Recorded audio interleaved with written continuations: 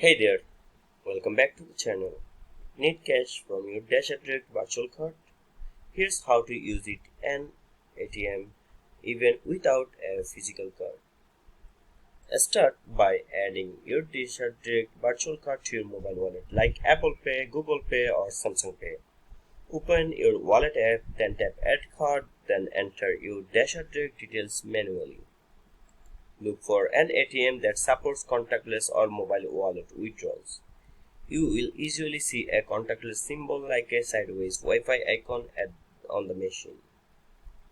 When you are at the ATM, open your wallet app and select your Dash Direct card. Tap your phone against the contactless symbol, enter your PIN and choose withdraw. Select your amount, take your cash and you are done.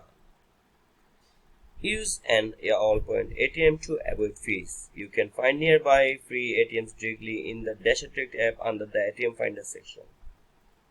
And that's it. That's how you use your Dash Direct virtual card at an ATM. Fast, contactless, and no physical card needed. Like and follow for more helpful tips.